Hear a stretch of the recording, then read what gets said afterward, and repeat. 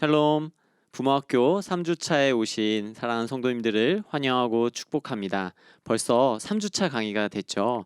이번 학기에는 정말 새롭게 달라진 주제를 가지고 우리 부모학교에서 주제 강의로 우리 성도님들께 도움을 드리고 있습니다. 이건 아무래도 코로나 이후 우리의 세상이 많이 달라졌기 때문이라고 생각을 합니다.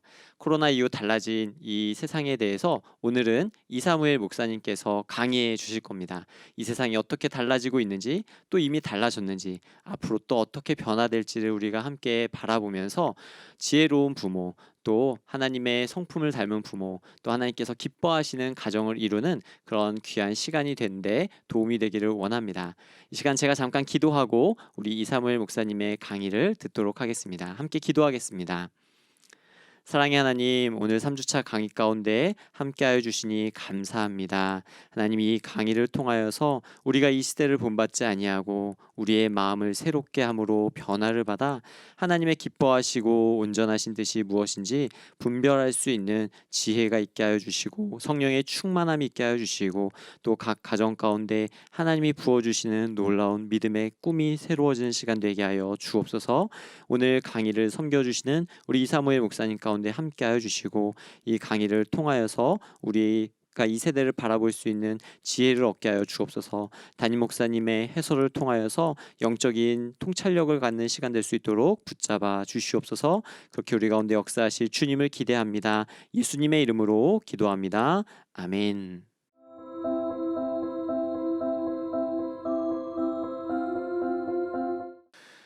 안녕하세요. 3강 코로나 이후 달라진 10가지 징후 강의를 맡은 이사무엘 목사입니다. 오늘 함께 나누게 될 내용은요, 2020년 상반기 신문 기사에도 실렸던 내용을 중점으로 코로나 이후 달라진, 그리고 앞으로 달라질 영역들에 대한 내용입니다. 앞선 강의들과 마찬가지로 앞으로 듣게 될 목사님들의 강의 내용이 일부 포함되어 있습니다. 어떤 예고편과 같은 요약 강의로 생각하셔도 좋을 것 같습니다. 코로나19는 누구도 예상치 못했습니다. 그리고 그로 인해서 달라질 세상에 대해서는요, 전혀 알 수 있는 방법이 없었고요. 사실 지금도 그리고 앞으로도 어떻게 달라질지 정확히 알 수는 없는 것 같습니다. 작년 상반기 코로나 이후 세계에 대한 글로벌 전문가들의 의견을 듣고 정리된 기사가 있었는데요. 1년이 넘는 시간이 지난 지금 무엇이 달라졌고 또 달라지고 있는지, 또 다른 변화는 어떠한 것이 있는지 우리가 함께 살펴보고자 합니다. 작년 상반기 기준 미국에서 실업자가 되면은요, 한 달에 최대 약 400만 원을 받을 수 있었다고 합니다. 코로나 바이러스로 인한 어떤 경제적 충격이 발생하게 되니까요, 미 정부와 의회는 엄청난 재정이 들어가는 이 실업 수당을 대폭 인상하고 그것을 통과시키게 되는데요. 2조 2천억 달러에 달하는 이 코로나 경기 부양금을 단 2주 만에 결정을 하게 됩니다. 금융위기 때만 해도 1년 넘게 걸렸던 어떤 절차가 굉장히 빠르게 진행되고 완료된 것이죠. 헝가리 의회는 총리가 국가 비상사태를 무기한 연장하기도 하고요. 또 행정명령으로 기존 법률을 무시해도 된다는 어떤 법안까지 통과시키는 일이 발생하게 됩니다. 세계가 코로나에 기습당한 지가 벌써 2년이 다 되어가고 있습니다. 각국 정부는 지금껏 본 적이 없는 어떤 속도로 막대한 재정을 풀기 시작했고요. 또 뿐만 아니라 헝가리처럼 코로나를 핑계로 절차들을 어떤 무시하고 정부 통제를 빠르게 강화하는 나라도 나타나게 됐습니다. 코로나 이후 달라진 것은 무엇인지, 또 앞으로 달라질 것은 어떤 것이 있는지, 이 각 분야 글로벌 전문가들에게 듣는 코로나 이후의 세상을 살펴보기를 원합니다. 코로나가 불러올 패러다임 전환은요, 크게 10가지로 나누어서 볼 수 있는데요. 전문가들은 2020년에 코로나가 인류 사회의 각 분야의 흐름을 완전히 바꿨을 가능성이 크다라고 전망했고요. 또 180도 달라질 세상에 적응할 채비를 해야 함을 조언했었습니다.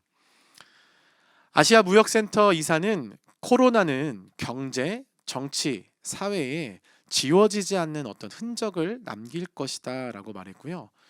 이 유럽대 연구소 교수는 살아가는 방식이 모두 바뀔 가능성이 크다. 새로운 표준의 시대가 어떻게 펼쳐질지 기민하게 지켜봐야 한다라고도 말했습니다. 그리고 그들의 예상대로 여러 영역들에서 코로나 이후 세상은 완전히 달라졌습니다. 첫 번째로 탈세계화입니다.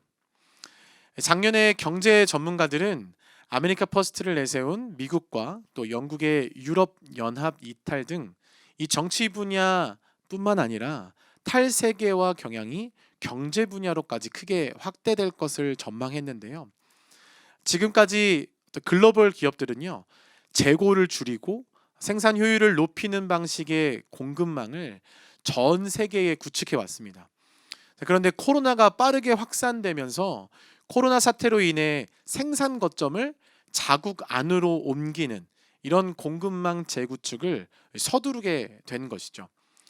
전문가들은 그동안 경제와 산업의 글로벌화가 세계를 하나로 묶고 오고 또 이어왔기 때문에 각 나라가 어떤 서로 협력하는 것을 강화해 왔었지만, 이 코로나 사태가 각 나라를 각자 도생 시대로 안내했다라고 이야기를 합니다.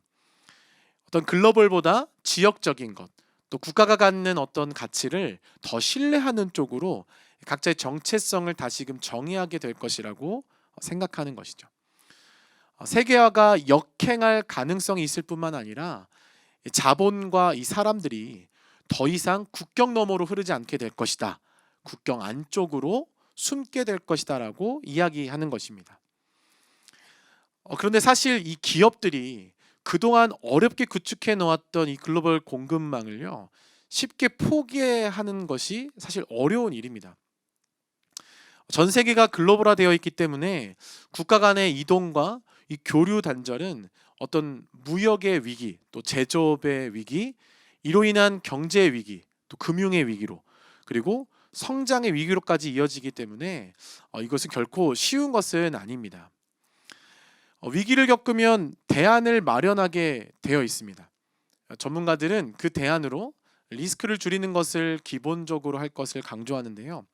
이 전 세계의 공장 3분의 1이 중국에 있다라는 것을 알고 계시죠? 중국은 이 세계의 생산 기지로서의 효율성이 굉장히 높은 나라입니다.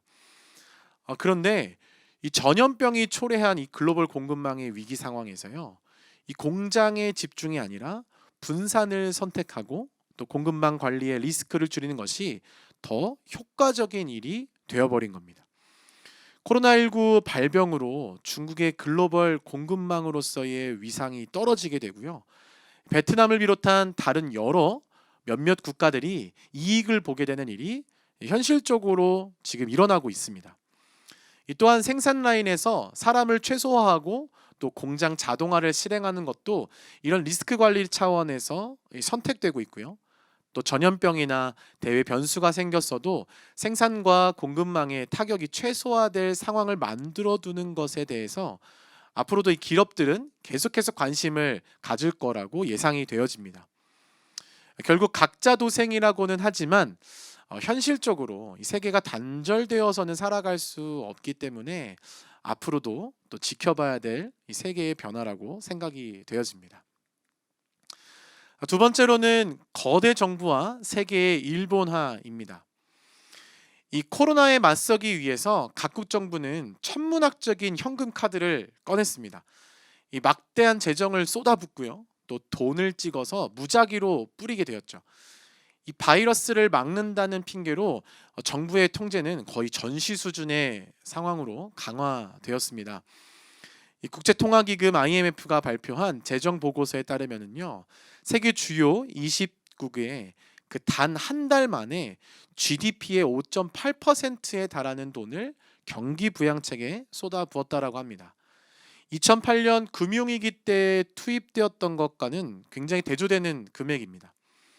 전문가들은 이 거대한 정부의 실험이 세계 곳곳에서 벌어지고 있고, 또 위기는 헌법적 권한을 넘어서는 막강한 정부의 출몰로 이어지곤 했었는데 코로나 이후도 마찬가지일 것이다 라고 전망을 하고 있습니다.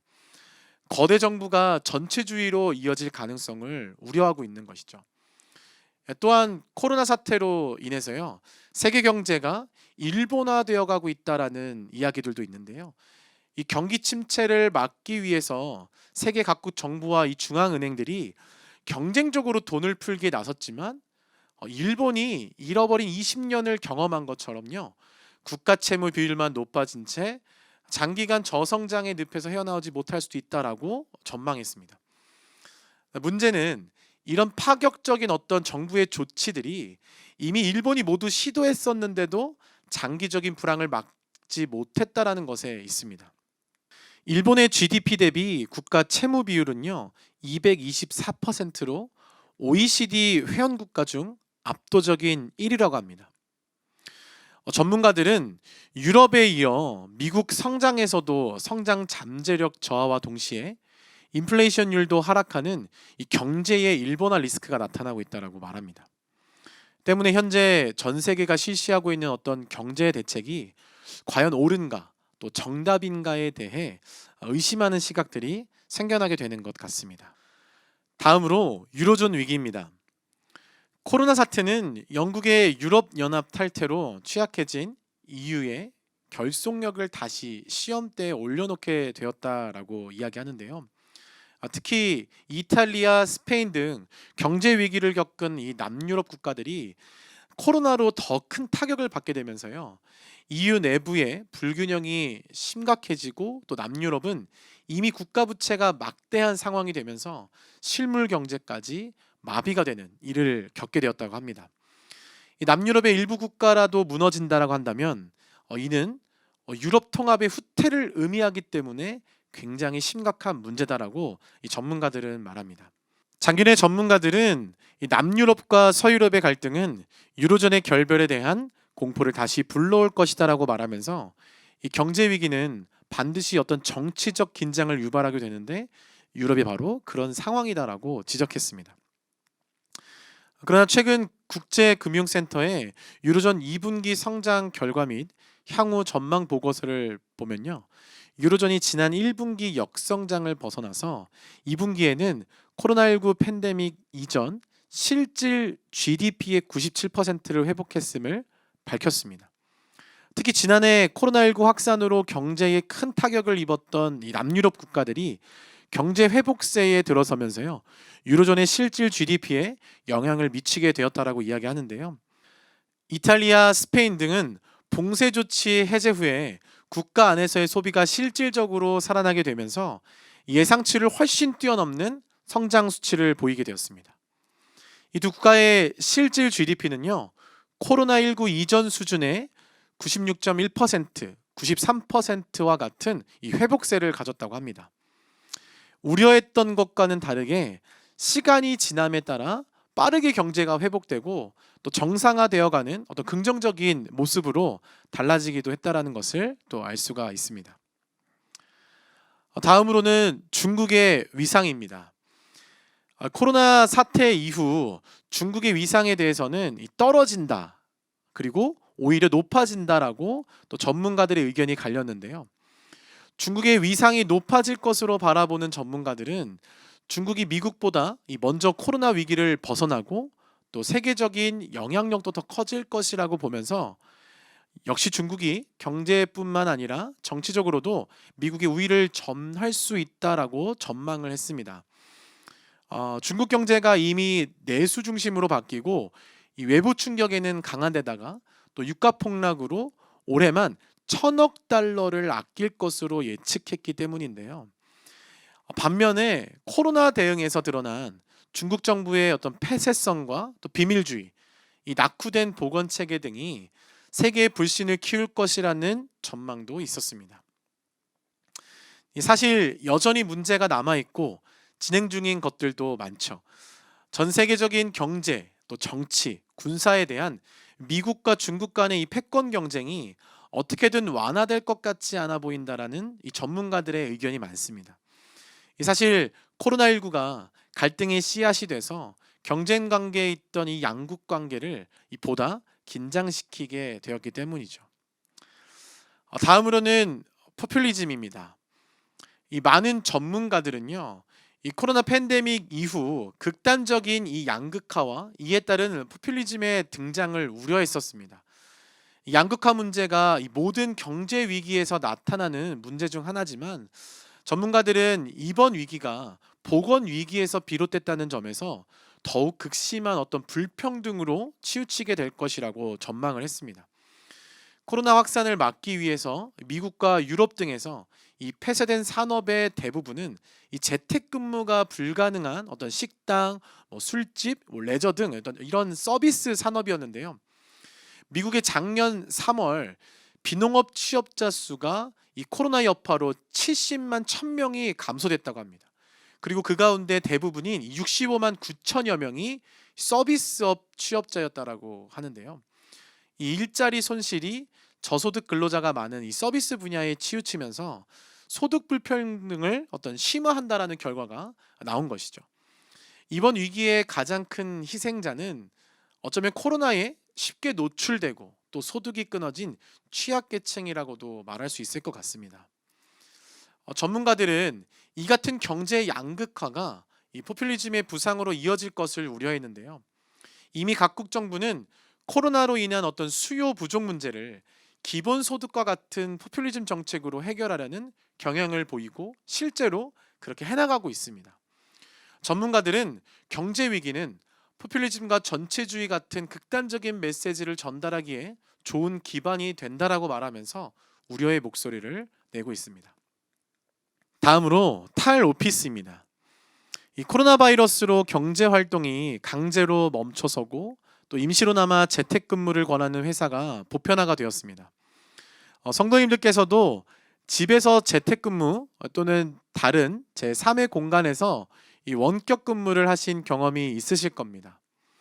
어떻게 보면 직장인들이 코로나 때문에 집에서 일하기라는 어떤 실험에 의도치 않게 참여하게 된 게 아닌가라는 생각도 듭니다. 이 모여서 일한다는 어떤 현대 사회의 관행은요, 코로나로 완전히 뒤집힐 가능성이 크다고 이 전문가들은 말했고 그야말로 적중했습니다. 예일대 명예교수는 어떤 일을 할지 제대로 정하기만 한다면 집에서도 일할 수 있다는 사실을 모든 사람들이 알게 됐다라고 말하면서요. 통근전철을 매일 타지 않아도 되는 세상이 올 수 있다고도 말을 했습니다. 전문가들은 재택근무와 일과 생활의 균형 그리고 부부 사이의 가사 분담 등을 다시 정립할 것이라면서 여성의 경제활동 참여 기회가 늘어나는 계기가 될 가능성이 크다고도 전망했는데요. 아마도 곧 우리 다음 세대들이 직장으로 출퇴근하는 어떤 사진이나 영상들을 보면서 믿기지가 않는다라고 말하면서 놀라는 일이 생겨나지 않을까 생각됩니다. 전문가들은 재택근무 확산이 사무실의 몰락으로도 이어질 수 있다라는 전망을 했습니다. 실제로 원격 근무의 이 확산이 사무실 건물의 공동화를 불러와서요. 부동산 시장에도 큰 영향을 주게 되었는데요. 이뿐만 아니라 아예 재택근무 또 원격근무로만 일을 하는 기업들이 생겨나고 있고요. 이미 그러한 형태의 기업들이 많이 존재하고 있습니다. 앞으로는 우리 아이들의 직장에서의 모습이 지금과는 많이 다르지 않을까 생각됩니다. 다음으로 악수의 종말입니다. 2020년 3월 2일 독일의 앙겔라 메르켈 총리가 회의실에 들어오면서 이 먼저 앉아있던 호르스트 제오퍼 내무장관에게 악수를 청했다가 거절당하는 일이 있었습니다. 내무장관은 총리가 내민 손을 웃으면서 거절했고요. 이 총리가 손을 걷어들이는 이 모습이 카메라에 찍히게 된 건데요. 분명 우리가 아는 어떤 상식선에서는 악수를 거절한다는 것은 명백히 무례한 행동입니다. 하지만 이때는 좀 상황이 달랐습니다. 코로나19로 독일 보건당국에서도 악수를 자제해달라고 했던 시점이기 때문입니다. 악수의 거절에 대한 이 예외 사항이 발생하게 된 것입니다. 인사법에서 가장 보편적으로 쓰이는 것이 바로 악수인데요. 전 세계 공통의 인사법이기도 한 이 악수가 자기 손에 무기가 없다라는 것을 보여줌으로써 상대방과 싸울 의사가 없음을 나타내는 이 행위가 되어 왔습니다. 학교에서는 아이들이 싸우면 선생님들이 화해의 악수를 시키는 경우도 많았죠. 그런데 이젠 이 악수에 대한 위생과 안전까지 본격적으로 따지기 시작하는 어떤 시대가 된 것입니다. 세계 각국은 코로나 확산을 막기 위해서 국경을 봉쇄하기도 하고요. 또 이동을 제한하고 공공장소를 폐쇄하는 등의 어떤 사회적 거리두기에 적극적으로 나섰습니다. 전문가들은 사회적 신체적 거리두기는 이 코로나가 끝난 뒤에도 새로운 표준으로 자리 잡을 것이다라고 전망하면서요.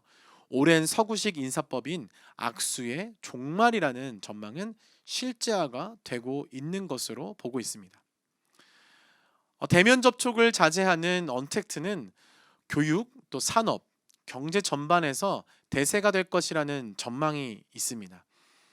한 교수는 지금까지 대면이 대세였던 교육은 온라인을 포함하는 더 확장된 어떤 방식으로 진화될 것이라고 말했는데요. 코로나19 사태로 거의 모든 학생들이 이 교실을 벗어나서 온라인으로 수업을 듣는 이러한 것들은 우리에게 일상이 되어버렸고요. 또 지금 우리는 이러한 온라인 교육에 점점 익숙해져 가고 있는 것 같습니다. 사람들을 위한 기술은 현재 더 좋아지고 있고요. 또 컴퓨터는 좀 더 빨라지고 있고 스마트폰은 좀 더 스마트해지고 있습니다. 온라인 교육에 필요한 기술들이 급속도로 좋아지고 있는 현재라는 건데요. 앞으로 대학이나 대학원이라고 하면 사람들이 떠올렸던 어떤 공부하기 좋은 환경들, 이런 여건들은 앞으로 유기적으로 잘 갖춰진 도심 속의 전형적인 캠퍼스를 넘어서서 다른 이미지로, 다른 변화로 우리에게 찾아오지 않을까라는 생각이 듭니다.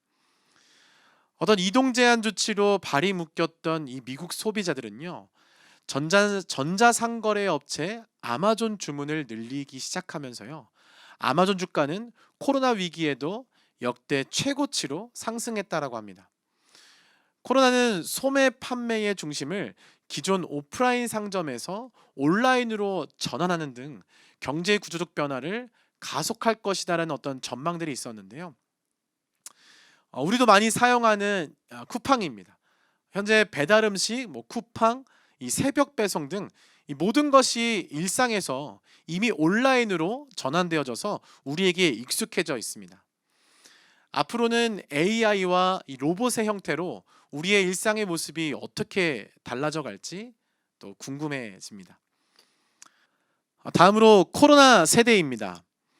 미국의 밀레니얼 세대는 2008년 글로벌 금융위기 전후로 대학을 다니면서 이 막대한 학자금 대출을 받게 됩니다.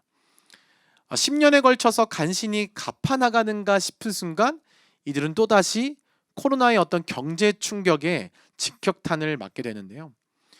이 월스트리트 저널에 따르면 밀레니얼 세대가 20대 때 벌어들인 소득은 직전 세대인 X세대가 20대였을 때보다 40%나 줄었다고 합니다. 이 밀레니얼 다음 세대인 이 Z세대도 사정이 나쁘기는 마찬가지일 것으로 보는데요. 이 대학 졸업 시점에 일자리보다는 이 빚을 먼저 만나게 될 가능성이 커진 것입니다. 지금의 젊은 세대는 코로나가 남긴 흔적을 평생 안고 살아가게 되는 것이죠. 이러한 코로나 세대에게 또 다른 변화 중 가장 큰 변화는 바로 일자리의 변화일 것입니다. 앞선 말씀드렸던 내용처럼 이 사무실 자체가 없는 어떤 원격 근무 환경으로 지금 빠르게 바뀌고 있고요.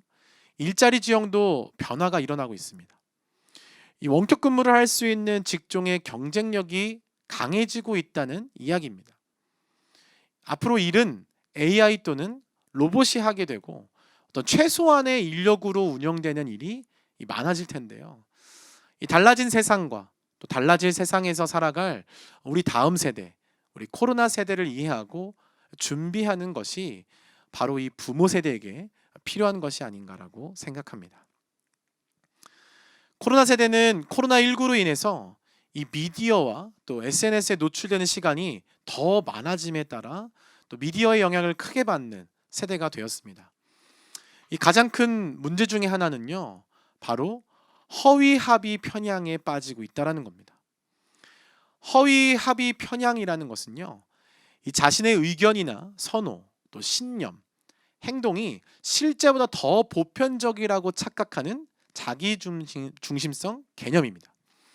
한마디로 내가 믿는 것을 다른 사람들도 역시 믿을 것이라고 어떤 생각하는 심리인데요. 이 많은 경우 SNS는 이 허위 합의 편향을 부추겨 왔습니다. 단적인 예로 페이스북에서 뜨는 어떤 게시물 중에 정말 관심 있게 들여다보는 것은 소수에 불과함에도 불구하고 이 페이스북의 최적화된 알고리즘은요, 이 맞춤화된 정보만을 선별해서 제공해 줍니다. 이 개인 맞춤형으로 노출되는 이 게시물들을 보면서 내 생각, 선호, 믿음이 다른 사람들도 그럴 것이다라는 느낌을 갖게 만드는 것이죠. 그러다 보니까 가짜 뉴스의 피해들도 늘어나고 있고요. 이 코로나 세대는 시대 속에서 분별력이 있는 세대로 성장하는 것이 중요한 때가 되었습니다. 그러기 위해서 이 바른 성경적 세계관을 갖는 것이 중요하고, 말씀 충만한 자들로 이 진리로 분별하는 성령의 사람들이 되어야 하는 것입니다. 그러한 우리 다음 세대가 되기를 우리 부모님들이 기도해 주시기를 부탁드립니다. 다음으로 환경 존중입니다. 이 코로나 타격으로 여행자들이 자취를 감추게 되면서 항공편의 95%가 취소되기도 했습니다. 여행객으로 가득했던 그 하늘은요, 화물 운송 비행기로 그 자리들이 채워졌고요. 이 코로나 시대에 살고 있는 우리는 매일 아침 새로운 일회용 마스크를 뜯고 또 외식보다는 이 배달 음식을 시키는 일이 어느덧 익숙해져 있습니다. 매일 온실가스를 뿜어내던 공장들도 인원이 감축되는가 하면 어떤 활동도 줄어들게 되면서요, 이 서울에서 자주 보였던 미세먼지는 급감했다라는 것을 아마 느끼셨을 겁니다. 해외 거리에는 자동차가 사라지게 되고요, 프랑스 파리, 또 미국 로스앤젤레스 등 이 탁한 공기로 악명을 떨쳤던 이 도시들은 공기가 갑자기 맑아졌다고 합니다. 이른바 대기질에 대한 코로나의 역설인 것이죠. 전문가들은 코로나가 환경과 과학에 대한 인류의 시각을 크게 바꿔 놓을 것이다라고 전망했습니다. 인간 사회가 지구 온난화 등 이 환경에 끼친 악영향을 되돌릴 수 있을 것에 대한 가능성을 보게 된 것인데요. 이 대자연 앞에서 인간이 애써 수립해 놓았던 어떤 많은 대책들이 얼마나 무력한지를 또 깨닫게 되는 계기가 되기도 한 것 같습니다. 유럽환경운송연합연구원은요, 항공기 운항이 중단되자 온실가스 배출량이 일시적으로는 크게 감소했고, 코로나로 줄어든 온실가스 배출량을 유지할 수 있을지에 대한 논의가 치열하게 진행될 것이라고 말하기도 했습니다. 코로나19가 전 세계적으로 확산되면서요, 대기 오염 물질과 또 온실가스 배출량이 급격히 감소하고 있습니다. 세계 최대 에너지 소비국인 중국의 에너지 소비량이 크게 줄었고요. 또 미국 뉴욕주에서는요, 주로 자동차에서 나오는 일산화탄소 배출량이 절반 가까이 감소했다고도 합니다. 어떤 이러한 사례를 보면 코로나19 팬데믹이 기후 변화를 늦추거나 어떤 호전시킬지도 모른다라는 기대를 갖게 하는데요. 안타깝게도 그렇지 않다라는 것이 1년 6개월 정도 지난 지금의 결론입니다. 급감한 것은 사실이지만 다시금 경제가 회복세를 보이면서요, 하루 배출량이 이전 수준으로 돌아왔다라는 결과가 나왔기 때문입니다. 이산화탄소는 대기에 축적되어 있기 때문에 올해 몇 프로 줄였다고 대기에 계속 남아있는 이산화탄소가 사라지지는 않는다는 것입니다. 또 다른 문제는 바로 생활 폐기물입니다. 이 플라스틱류와 비닐류가 증가했기 때문이죠. 코로나19로 인한 일회용 마스크 사용 증가와 또 배달 음식 증가로 인해서요, 이 플라스틱 사용이 문제가 되고 있습니다. 유엔 무역개발 협의회 자료에 따르면 코로나19로 발생한 이 플라스틱의 약 75%가 이미 매립지를 가득 채우고 바다에 떠다니며 오염을 일으킬 것을 우려하고 있다고 합니다. 우리 모두의 책임이 아닐까 생각이 됩니다. 바로 지금 우리의 가정과 개인의 일상 속에서 우리는 환경을 위해서 달라진 삶을 실천해야 한다고 믿습니다. 마지막으로 온라인 교회입니다. 온라인으로 예배드리는 것은 코로나 이전부터 진행되어져 왔습니다. 자, 그러나 코로나19가 빠르게 미래를 앞당겨 오면서요. 이 온라인 예배가 굉장히 빠르게 가속화되었습니다. 어떤 정부의 방역 지침에 따라 예배가 제한되는 일들도 있었기 때문이겠죠. 사실 온라인으로 예배를 드릴 수 있도록 하는 시스템은요. 어느 정도 규모가 있는 교회에서는 가능했었습니다. 하지만 대부분의 많은 교회들이 온라인만으로 예배를 드리는 것에 대한 많은 어려움이 있었는데요. 장비도 부족하고 어떤 재정적인 어떤 어려움들이 찾아왔기 때문일 것입니다. 정말 감사하게도 새로운 교회는 이미 온라인 예배를 진행해 왔던 교회입니다. 코로나가 확산되면서 뉴젠도 바로 온라인 예배로 전환하고 이 다양하고 수준 높은 어떤 양질의 컨텐츠를 만들기 위해서요. 굉장히 많은 노력들을 해왔습니다. 그 결과 온라인 시대에 앞서가는 어떤 새로운 교회 뉴젠의 모습을 또 볼 수 있었는데요. 양육 프로그램들과 교회 안에서 이루어지는 훈련들과 이 예배들도 이 모두 온라인 실시간으로 전환되었습니다. 순장 훈련, LTS, 성경 속으로 커피 브레이크, 순예배까지 줌을 활용해서 적극적으로 대처하고 반응해 온 것이죠. 결과적으로 모든 세대가 줌을 활용하고 온라인으로 예배도 드릴 수 있게 되었습니다. 앞으로 시대가 어떻게 변화되고 달라질지 또 모르겠습니다. 그러나 분명한 것은 교회는 모여야 하는 공동체라는 사실입니다. 이 모이기에 힘쓰는 것이 바로 교회의 힘이기 때문입니다. 시대는 달라졌지만 본질은 달라지지 않았다고 믿습니다.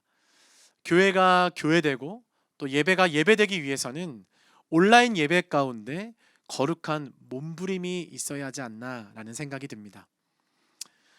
우리는 코로나로 인해 달라진 세상을 살고 있고 코로나로 인해 달라질 미래를 준비하고 있습니다. 예상했던 모습으로 세상이 변하지 않는 부분도 있고요. 또 생각했던 것보다 굉장히 빠르게 달라지고 있는 영역들도 있는 것 같습니다. 분명한 것은요. 이 역사의 주관자이신 이 하나님을 믿는 우리는 이 시대를 분별하며 준비하며 이끌어 가야 한다라는 사실입니다. 성경은 말하고 있습니다. 역사의 주관자가 누구인지 또 하나님께서 환경과 상황을 초월해서 하나님의 사람을 어떻게 들어 사용하시는지 우리 자녀들이 바로 그 주인공이 되기를 소망합니다. 코로나로 달라진 세상에 살면서요. 달라질 또 미래를 향해 나아가는 우리 모두가 담대함으로 꿈꾸는 세대가 되기를 소망해 봅니다. 하나님께서 지금도 앞으로도 우리와 함께 하실 줄 믿습니다. 늦은 시간까지 함께 해주셔서 감사합니다.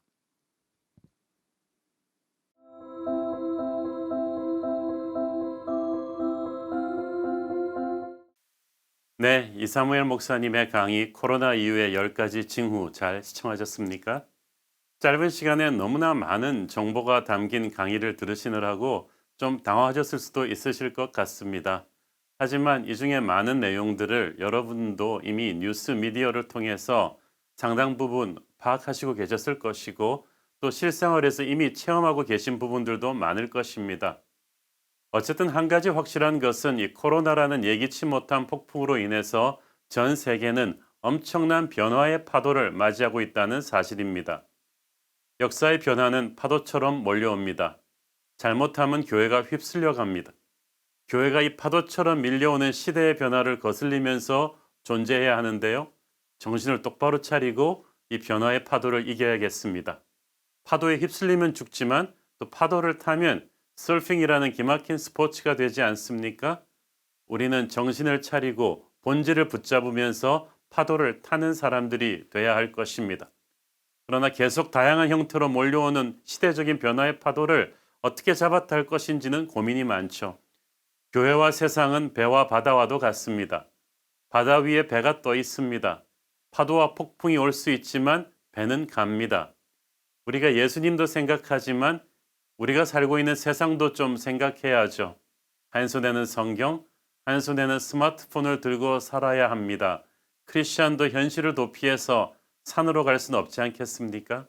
우리는 세상 한복판으로 들어가 살면서 세상을 변화시켜야 합니다. 그러기 위해서는 시대적인 변화를 다 적대시하지 말고 그 결을 어느 정도 이해하려고 해야 합니다.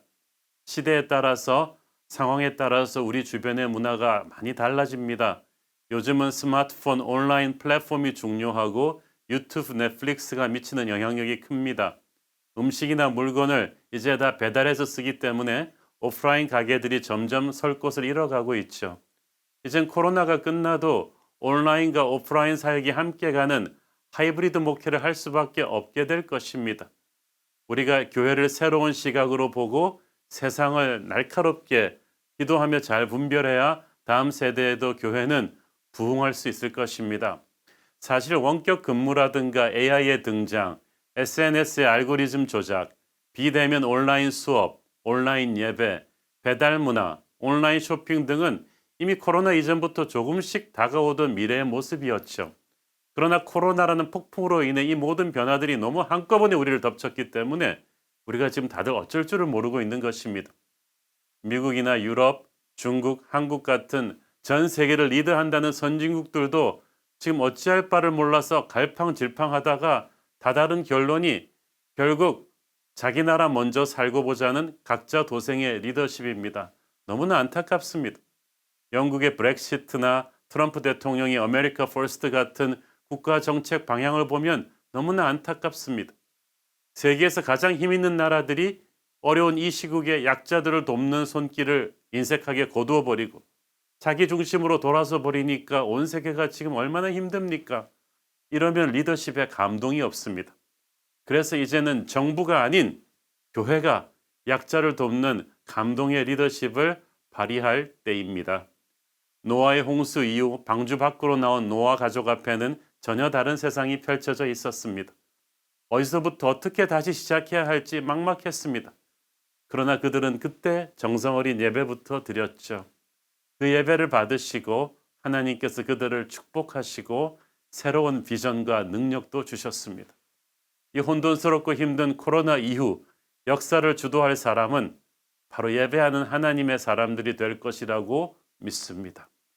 우리는 다가올 변화의 파도를 지혜롭게 잘 분별하면서 우리 아이들의 손을 잡고 함께 진실하게 예배하는 그런 부모님들이 되시기를 바랍니다. 함께 한번 기도하겠습니다. 사랑하는 아버지, 은혜를 감사합니다. 오늘 코로나 이후에 닥쳐올 놀라운 충격적인 여러 가지 변화의 바람을 공부했습니다.